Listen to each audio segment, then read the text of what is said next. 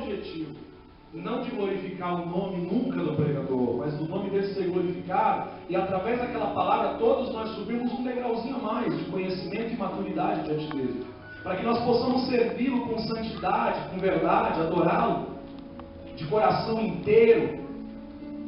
E aquele negócio, né? Observando a semana toda os acontecimentos, os fatos, e não foram poucos, foram muitos. Quanta luta essa semana, que semana trabalhosa, irmãos. Eu pensei que eu ia conseguir produzir muito mais, e não consegui produzir mais, porque foi uma semana trabalhosa. Uma semana muito difícil, de guerra espiritual, de batalha espiritual. A semana inteirinha de batalha espiritual. Irmãos, é uma coisa horrível. É uma coisa muito difícil. Batalha espiritual. Guerra espiritual. E eu tenho certeza, irmãos, que o único remédio que pode curar o ser humano é, ainda e sempre será, a palavra de Deus. A Bíblia. A Bíblia. Nosso trabalho não se limita a um púlpito. Eu sempre ensinei isso aos obreiros. Mas no púlpito é onde você transmite a verdade do Senhor, onde você consegue transmitir aquela palavra profética, porque palavra profética, ela não fica presa a dons de profecia, que vai chegar e vai entregar uma profecia a uma pessoa, mas a palavra profética, poucos têm esse dom. Esse dom não se copia do Google, não se copia em DVD assistido de pregadores. Esse dom não se conquista com diploma teológico, porque Deus pode usar pessoas que têm formação teológica ou não, mas aquela pessoa que tem o dom da palavra profética, Deus fala à igreja, dá a direção, só não escuta quem é surdo. Mas até o surdo recebe a bênção de Deus de alguma maneira. Continuando ao que Deus coloca ao coração, quero falar com vocês aqui hoje sobre uma história que eu acho muito interessante, muito importante, e é um dos perigos dos nossos dias. A Bíblia fala sobre um homem, Adoni-Bezeque. Adoni-Bezeque. Procurando um pouquinho sobre a tradução do seu nome no hebraico, Adoni, Senhor, Bezeque varia. Aí tem uma variação muito grande. Então, vamos ficar com estratégia. Então, ele era uma pessoa que não tinha nada a ver com o seu nome, mas a estratégia, porque a gente não pode adotar a estratégia dele, porque esse homem era um homem terrível. Ele tinha o costume de, na batalha, ele prender os reis. Antigamente pegava o rei, você venceu a batalha, você rasgava a veste dele, pronto, rasgou a veste dele, tá bom, é um sinal de derrota daquele rei. Não, mas esse rei ele fazia algo muito diferente, Ele pegava os reis, ele prendia aqueles reis, mantinha eles como escravo, mas não antes de prender, ele pegava e cortava os dedos polegares de suas mãos e de seus pés. E assim ele fez, ele fala aqui 70 reis, 70 é uma forma de ilustração, não é precisamente 70 reis. Mas ele fez com muitas pessoas, isso, com muitos reis, um montão deles. Ele pegou esses reis, ele prendeu, ele venceu os seus exércitos, e ele cortava o dedo polegar da mão, os dedos polegar das duas mãos, de ambas as mãos, e de ambos os pés. Então, os polegares de mãos e pés eram cortados, eram mutilados os reis que perdiam para Ebed, aliás, Adoni-Bezeque. Eram mutilados, cortados os seus dedos. E isso existe uma simbologia muito forte, que enquadra exatamente como um remédio para o meu e para o teu coração, que é uma palavra que realmente, verdadeiramente, ela faz bem para a nossa construção da nossa maturidade cristã.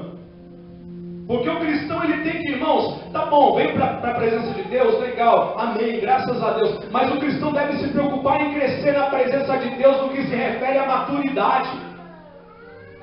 A pessoa pensa que é só aceitar Jesus, ser batizado nas águas e ficar lá na igreja, de vez em quando toma um Santa Ceia e olhe lá. Aí levanta e cai, levanta e cai, levanta e cai, levanta e cai, de vez em quando dizima, de vez em quando não dizima, e fica aquela vida descompromissada. Irmãos, isso é crente modismo, isso faz parte de uma onda que vem e que vai. Agora o cristão, aquele que se arrependeu, olha, eu não quero mais saber desse mundo, sei que Satanás não brinca em serviço, e eu também não quero, eu não estou aqui para brincadeira, estou abandonando o mundo, estou aceitando a Jesus como Senhor e Salvador da minha vida, estou entregando a minha vida para Ele. Essa pessoa que toma tal decisão, ela deve preocupar-se em crescer em maturidade, em crescer na presença de Deus.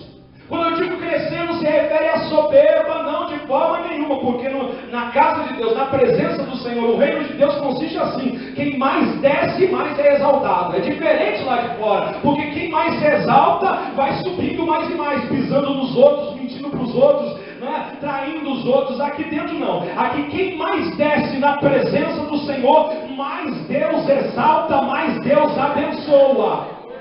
Aí este homem, ele tinha uma estratégia, como eu já disse para os senhores, nada comum, aonde ele cortava os dedos polegares dos reis dos quais ele vencia. E de uma forma simbólica, vamos entender o que significa isso. Nós temos significados aqui, irmãos, nessa atitude desse rei, que podem realmente alimentar o nosso coração. É uma curiosidade, sim, um rei que corta os dedos polegares dos reis que ele vence, dos exércitos que ele vence, depois os mantém escravos com seus dedos cortados e mutilados. Mas a forma simbológica disso é maravilhosa. Por exemplo, o que significa cortar os dedos das mãos? Ora, todos nós, ser humano, nós temos lá, o que é o RG? A identidade. Você tem a fotografia, tem o seu nome, tem o teu dedo polegar e tem o número do seu RG. Até um irmão gêmeo não tem um polegar igual ao do outro. A digital. Porque isso significa identidade. Todos nós temos uma identidade. E aí quando eu digo para você, aquele rei cortava os dedos, mutilava os dedos dos seus adversários, você vai dizer assim, então já entendi. Então perder a identidade é perder essas características. Não, identidade não se limita a como um RG, uma numeração, ou até mesmo uma digital. Não se limita a isso. Identidade, eu quero dizer, qual que é a identidade então? Eu peguei uma coisa que eu acho sensacional. Um escritor disse assim, seu ideal é o que você gostaria de ser. Sua reputação é o que as pessoas dizem que você é. Agora, seu caráter é o que você realmente é. Trocando em miúdos, numa velocidade rápida de internet, o que dizem que é o caráter? Uma forma bem simples, porque caráter pode ser uma forma bem complicadinha para entender, porque existe uma variação muito grande. Mas trocando em miúdos e para ser rápido e objetivo nessa mensagem, o que é caráter? Caráter nada mais é do que é o que você é quando você está sozinho, quando ninguém te vê. Quando você toma decisão, quando você não tem máscaras, quando não tem ninguém perto de você, o que você é ali é o caráter. Pronto.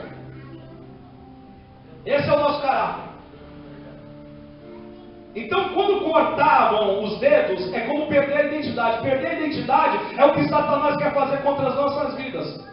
Primeira coisa que eu destaco, Satanás quer roubar a nossa identidade, mas não identidade numérica nem de digital. Satanás quer tocar no nosso caráter. E como é feito um caráter? Tem pessoa que fala assim, aquele é mau caráter. Vamos começar pelo contrário, para entender o que é o caráter. Uma pessoa com caráter. Fala assim, essa pessoa tem mau caráter. O que se refere a isso? Se refere a uma pessoa que não tem palavra, não é verdade? Uma pessoa que não mantém a palavra, uma pessoa que não tem uma conduta moral ruim. Então já dá para entender o que é uma pessoa que tem um bom caráter. É aquela pessoa que tem o seu padrão, os seus princípios e a sua moral firmada, estabelecida. Os seus princípios e o seu padrão moral estão estabelecidos. E o seu caráter está firmado naquilo. Se Satanás quer destruir o nosso caráter, ele quer roubar o nosso caráter, em que área, como que ele vai atacar? ele vai tentar atacar os nossos princípios e a nossa moral, para que os nossos valores de moralidade sejam combatidos. Se ele quiser roubar isso de nós, ele vai roubar tentando atingir os nossos princípios, ou seja, as coisas que nós cremos, os nossos fundamentos, coisas que nós estamos estabelecidos, e nossa conduta moral, aquilo que nós achamos que é certo. E de que maneira que Satanás faz isso? Nossa, de várias maneiras. Representei domingo passado aos senhores dizendo: imagina você vira para cá pensando que é uma porta e dá uma parede, você dá de cara. Como é que você se comporta diante da oposição, diante de uma negativa, diante de um não? Como nós nos comportamos diante das adversidades? E hoje eu torno a dizer para você: o inimigo ele usa situações adversas, e ele usa na pressão, e nós vivemos na pressão diariamente. Uma pressão tão intensa, a fim de que nós venhamos corromper os nossos princípios e a nossa moral. Quando nós corrompemos isso, nós estamos nada mais nada menos que corrompendo o nosso caráter. Quando corrompemos nosso caráter, perdemos nossa identidade. Explico melhor. Nossa, aquela pessoa era super honesta, nunca fez nada, mas foi um dia lá e roubou um pacote de bolacha no mercado porque os filhos estavam com fome. Nossa, aquela pessoa nunca abre a boca para nada. Nossa, abriu a boca, pai, xinga todo mundo e fez todo mundo. Nossa, aquela pessoa super bacata, nunca fez nada, nunca machucou um mosquito, agride, ficou violenta. Nossa, aquela pessoa nunca fez mal para ninguém, mas foi o pivô de uma causa, de uma situação, quando se viu em aperto, acabou tomando outras atitudes. E dentre outros exemplos também. Pressão! A pressão faz o ser humano muitas vezes, se ele não tiver um princípio, se ele não estiver estabelecido em algo, e aquele algo não for consistente, na hora da pressão ele vai mudar os seus princípios. Mudou o seu princípio, corrompeu o seu caráter. Corrompeu o seu caráter, perdeu sua identidade. Porque todo mundo vai falar: o quê? Aquele? Imagina! Caiu o queixo.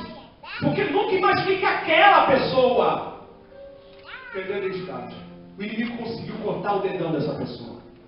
Conseguiu tirar a identidade dessa pessoa. Primeiro ponto que falo com vocês: o inimigo vai tentar tocar no nosso caráter. Mas os nossos princípios não são princípios de família. Os nossos princípios não são sobrenomes que estão espalhados aqui dentro dessa igreja.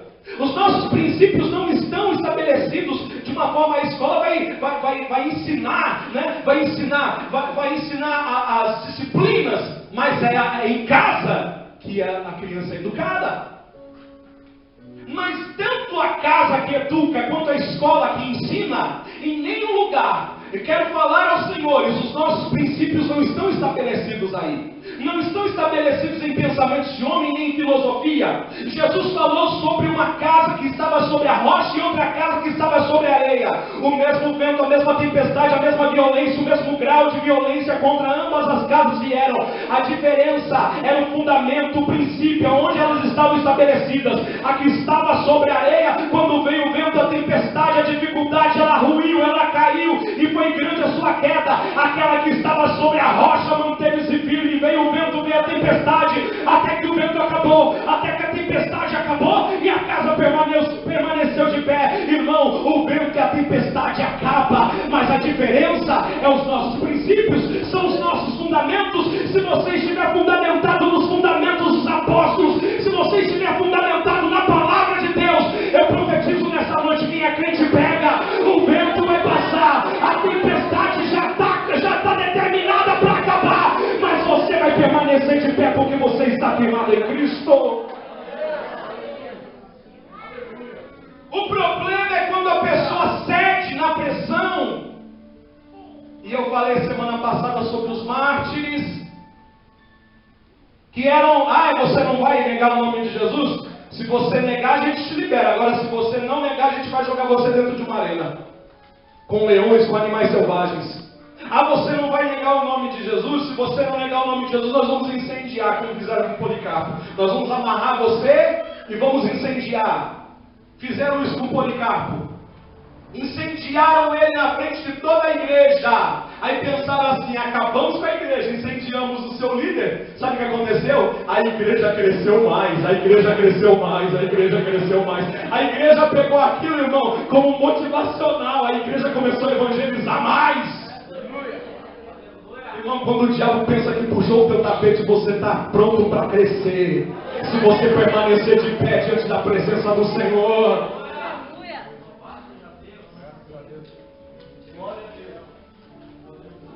O problema é quando diante das pressões nós estamos cedendo e... Ai, pera, eu vou mudar os meus princípios. E qual que é o princípio que nós temos que ter, irmão? Quais são os princípios que nós temos que ter? Vamos falar da palavra de Deus quando nós lembramos da vinha de Nabote. Existia um homem chamado Nabote que tinha uma vinha junto ao palácio do rei Acabe, casado com Jezabel, aquela doida. E Acabe um dia virou para Nabote e falou assim: viu, eu quero tua vinha, me dá a tua vinha. Primeira proposta de Acabe para Nabote: me dá a tua vinha. Ele falou: eu não vou te dar, porque é herança de papai, eu não vou te dar minha vinha. Segunda proposta de Acabe: então vamos fazer o seguinte, já que você não me dá, então vamos fazer um rolo, eu tenho outra vinha, a gente troca de vinha. Ele falou: não, não vou fazer rolo com você, porque é herança do meu pai, eu sei o preço que foi pago, eu sei como é que é.